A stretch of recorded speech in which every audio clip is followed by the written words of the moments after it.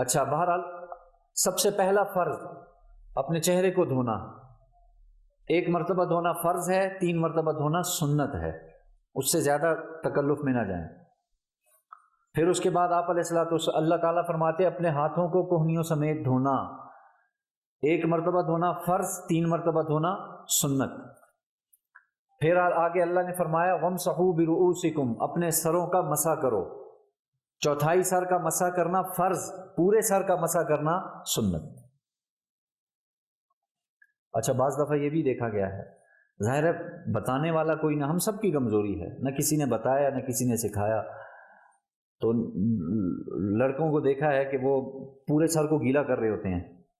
پانی لے کے نا چلو سے پورے سر کو گیلا کر رہے ہوتے ہیں۔ پوچھا گیا مسح ہے، اور مسح کا مفہوم کیا ہے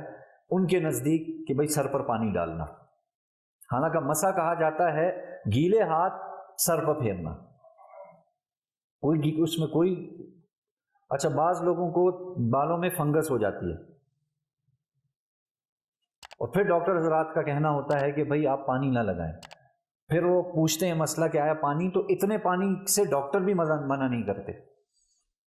مسے والے پانی سے ڈاکٹر بھی منع۔ آپ پورا گرا رہے ہیں سر، آپ نے ٹوٹی کے نیچے دیا ہوا ہے نلکے کے نیچے، اور پھر کہیں جی مسئلہ ہے، پھر تو ظاہر ہے مسئلہ ہوگا۔ تو چوتھائی سر کا مسح کرنا فرض اور پورے سر کا مسح کرنا یہ سنت ہے۔ اب مسے میں یہ کان بھی داخل ہو جائیں گے، ان کا بھی مسح ہے، اور گردن وغیرہ کا جو مسح ہے اس میں بھی لوگ بعض دفعہ کہتے ہیں جی گلے کا مسح کرنے کے بارے میں آپ نے سنا ہوگا کہ گلے کا مسح، گلا کہ یہ اگلا حصہ ہے یہ، ٹھیک ہے نا، اور گردن جس کے بارے میں حدیث میں آتا ہے جو سنت جس کا مسح کرنا ہے وہ یہ آپ کی جسے گدی کہا جاتا ہے، اس کا آپ مسح کیجئے، کوئی حرج نہیں ہے، یہ تو بلکہ سائنٹیفکلی آپ کے لیے فائدہ مند ہے۔ اور پھر اخیر میں اللہ نے فرمایا وَامْسَحُوا بِرُؤُوسِكُمْ وَأَرْجُلَكُمْ إِلَى الْكَعْبَيْنِ، اور اپنے پاؤں کو ٹخنوں سمیت دھو لیا کرو،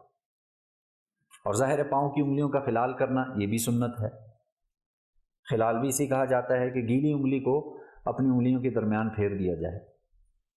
اور یہ بھی بہت اہم سنت ہے۔ اس سنت کو چھوڑنے کی وجہ سے آپ نے دیکھا ہوگا 35-40 سال کے بعد بعض لوگوں کے انگلیوں کے درمیان بھی وہی جراثیم اور فنگس آ جاتا ہے۔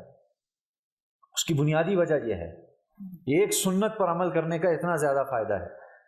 کہ آپ باقاعدہ طور پر اگر انگلیوں میں باقاعدہ دن میں 5 مرتبہ خلال ہو رہا ہے اور باقاعدہ پانی گزر رہا ہے اور صاف ہو رہی ہے انگلی کے ذریعے سے، سوال ہی نہیں پیدا ہوتا کہ اس میں یہ اس قسم کی بیماری ہو۔